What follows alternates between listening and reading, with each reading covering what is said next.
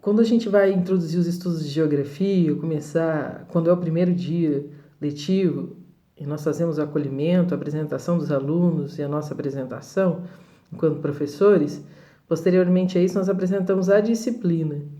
E pensar a disciplina é pensar uma ciência que possui um objetivo de estudo e que possui uma metodologia, né?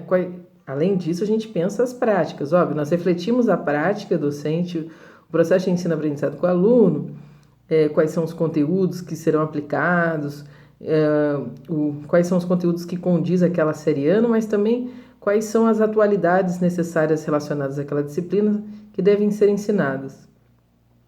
Quando, então, eu apresento a disciplina de geografia, que é uma ciência que passou pelo processo de fragmentação, então, existe uma ciência construída dentro da história social do homem, desde que ele existe sobre a Terra, e aí há especulações de que seja 10 mil anos, a Bíblia apresenta 6 mil anos.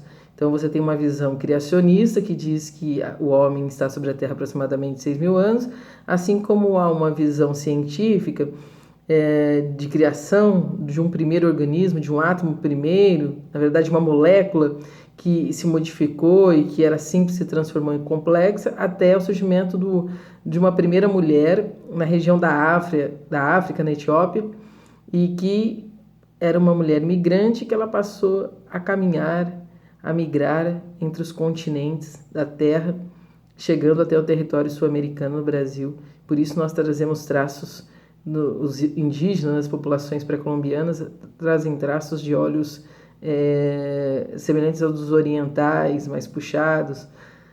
Bem, quando eu vou falar da geografia, que é isso que interessa, eu primeiro digo para os alunos que existe uma interdisciplinaridade. A gente utiliza dentro da geografia a matemática, por exemplo, para representar a cartografia, para falar sobre os diversos tipos de representações cartográficas. Dentro de cada representação cartográfica, seja ela planisférica, seja ela cilíndrica, cônica ou azimutal, você tem uma representação que se dá através de um cálculo matemático, tem uma redução da realidade. Eu quero reduzir o mundo no mapa, eu preciso fazer uma escala. Então eu divido o tamanho da Terra, né, do elipsoide, pela quantidade da representação do mapa que você vai utilizar. Por exemplo, o mapa tem 1 metro, eu vou reduzir o mundo no mapa, então para cada 1 centímetro da realidade, eu tenho, na verdade, para cada 1 centímetro do mapa, eu tenho, na realidade, 100 milhões de centímetros representados no mapa, naquela representação cartográfica. A cartografia, ela é feita, na verdade, ela é uma ciência que estuda a representação das cartas. Essas cartas são diversas, são representadas feitas por cartógrafos. Possui toda uma técnica, toda uma orientação de representação dentro das convenções cartográficas. Bem, se eu quero representar a história social do homem, da construção e da organização espacial, eu vou trabalhar com a história dentro da geografia. Se eu quero estudar, por exemplo, os biomas presentes, a botânica presente, diversos biomas estendidos dentro dos 8 milhões e meio de quilômetros quadrados do território brasileiro, eu vou utilizar então a biologia. Se eu quero falar dos ecossistemas, também utilizo a biologia. Se eu quero falar, por exemplo, utilizar textos que tragam diferentes gêneros e representações do espaço social dentro da geografia, eu utilizo então a língua portuguesa. Se eu quero, por exemplo, pensar a arte, eu posso refletir sobre as diversas representações feitas pelos artistas, pintores, escultores ao longo da história, retratando como é que era a arquitetura, como é que era o espaço geográfico, como é que era, naquele determinado momento, uma determinada organização social. Pensar e refletir a utilização das outras ciências dentro da ciência geográfica é pensar que existia uma única ciência e que ela foi fragmentada ao longo da história em disciplinas. Então, quando eu reflito, então, a humanidade que ocupa o espaço, a gente reflete a geografia na sua dimensão de transformação de um espaço natural que se torna artificial. e se torna artificial à medida que se desenvolve técnicas ao longo da história do homem, primeiro, em algum momento, para que ele possa se proteger a sua vida, e aí por isso dormir em cima de árvores, depois em cavernas, até o momento que ele descobre o fogo e o fogo consegue proteger, cozinhar o alimento, e ele então adapta a pedra, a árvore, fazendo instrumentos para se alimentar e para se defender, e posteriormente criando ambientes, adaptando ambientes como criando casas, adaptando recursos hídricos para o alimento, né, para lavar a roupa, para tomar banho, até o momento em que vai havendo uma modificação significativa do lugar onde se habita, já adaptado à sua vida, à vida dos seus descendentes, e aí o homem então se torna sedentário àquele lugar. Ele se torna sedentário quase sempre próximo a regiões onde há recursos energéticos, e depois desse momento ele começa a expandir então as áreas próximas ao seu habitat, ao habitat da reprodução de vida da sua família, da sua comunidade. Ao longo da história humana, social, há então uma diferenciação e uma expansão daquela agricultura primária, domesticada, que ele fez em casa para se alimentar, depois das cidades, depois das indústrias, as estradas. Então, ele vai criando todo um aparato de infraestrutura para a reprodução da vida e para a reprodução da vida dos seus descendentes.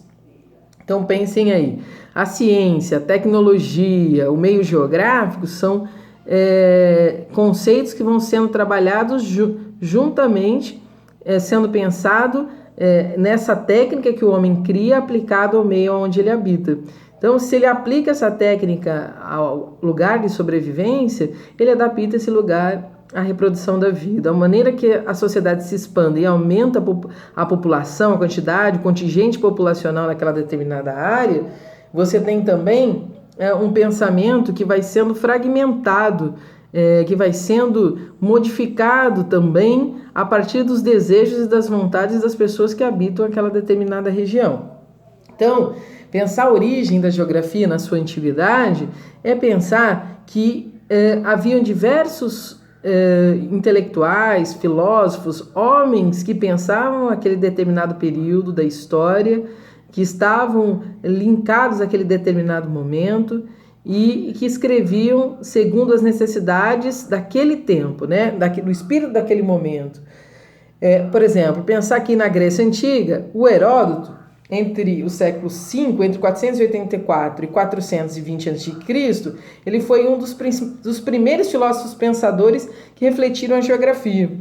Depois você tem Erastóstenes, entre 275 e 194 a.C., depois Estrabão, em 63 a.C., entre 21 e 25 antes de Cristo, você tem um surgimento de uma outra geografia, de dinâmicas que representam as dinâmicas dos fenômenos naturais que se dão dentro do espaço. Então, Cláudio Ptolomeu também vai sistematizar a cartografia, a representação dos lugares na geografia no século XVIII. Você tem um sistema de projeções e coordenadas por conta das expansões marítimas do século XVI, produzidas por Cláudio Ptolomeu. Você tem filósofos como Immanuel Kant, que já começaram a sistematizar a geografia entre 1724 e 1804. Depois, posteriormente, uma influência forte dos fundadores da geografia como ciência, como se ensina hoje, se aprende, como o primeiro dele foi o Alexandre von Humboldt, entre 1769 e 1859. Posteriormente, você tem Carl Ritter, em 1779 a 1859, também pensando a geografia. Entre esses cientistas alemães, você tem um arcabouço teórico, metodológico sendo criado dessa disciplina. Uma geografia tradicional surgindo com Friedrich Ratzel entre 1844 e 1904. uma geografia que aparece como ciência humana, que representa a natureza, que surge de um determinismo geográfico, acreditando que os lugares que determinavam os comportamentos, o estilo de vida. Ele também vai pensar a geopolítica, vai criar uma ideia, uma conceituação dentro dos conceitos básicos já utilizados pela geografia, que é o espaço, lugar, região, paisagem, território. Ele estuda então essa relação entre o Estado e o espaço, uma antropogeografia. Posteriormente, ele entende e exemplifica a sociedade organizada dentro de um território, dentro de uma região de governo, um Estado-nação. No século XX, aparece um outro geógrafo francês, conhecido como Paul Vidal de Lablache, entre 1845 e 1918. Ele traz uma geografia crítica, descritiva, que tem um método específico, que sugere um homem que habita um meio e que altera esse meio, essa natureza, vê o homem como um agente social. A partir desse momento, ele vê uma geografia, então ele cria uma ideia em contraposição ao Ratzel. O Lablache vai falar de uma possibilidade de alteração do meio, não mais de um determinismo, né? Então, ele exemplifica e cria e aponta a geografia como possibilidades de mudanças a partir da ação do homem e das possibilidades que o meio propõe àquele que ocupa um determinado lugar. Então, não há um rompimento efetivo com a visão naturalista da ciência dos lugares e não dos homens, como foi apresentado por von Humboldt, por Friedrich Ratzel, que ainda traz uma geografia tradicional. Em meados do século XX, ou seja, no início, a descrição dos lugares físicos, humanos e econômicos, comparações, diferenciações entre regiões. Então a geografia ainda era um pouco que tradicional, no sentido da descrição dos lugares, das paisagens, de como se vê a geografia e se pensa a geografia apenas como aquilo que se vê, né? E que se pode descrever. A escola francesa, ela traz uma geografia mais regionalista, ele traz um outro conceito, então cria-se um conceito de região, é igual a particularidades, a gente pensa algo como um amparato didático que pode ser utilizado quando a gente pensa em decifrar as relações entre o homem e o meio.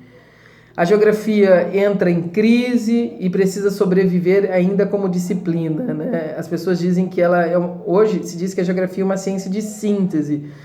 Ela tem um objeto de estudo, o divisor de águas foi a partir de 1970, com a renovação de suas bases teóricas e metodológicas. Os pioneiros da geografia, nesse momento, é o francês Yves Lacoste, que nasceu em 1929. Nesse momento de desequilíbrio da estruturação dessa disciplina, dizer o que é a geografia, ela ainda tradicional, ele a denuncia como um instrumento ideológico a serviço dos interesses políticos e econômicos do Estado, né? E ainda também dos poderes dominantes sobre um determinado território ou país. Logo depois, então, uns 30 anos depois, aparece um outro geógrafo muito importante chamado Milton Santos, que vai trazer uma geografia crítica a serviço do Estado e do capital, pensando uma geopolítica. Aqui no Brasil, ele renova a geografia, né, a partir de 1978. E ele traz um pensamento meio que marxista, como eu posso dizer, aquele pensamento que trata sobre a historiografia, ligado à metodologia, ao tempo e espaço da aplicação do uso dessa disciplina para estudo do meio. Tem uma influência então esquerdista, ele entra é uma contraposição feita o que estava acontecendo nos Estados Unidos e a corrente tradicional daquele momento que era muito quantitativa e pragmática. Ele condena o atraso tecnológico da geografia tradicional e passou a utilizar sistemas matemáticos e computacionais na interpretação do espaço geográfico. Ele trata ainda da corrente tecnicista e utilitarista da disciplina, meio que ele a coloca como uma máscara, uma disciplina que mascara os conflitos e as contradições sociais.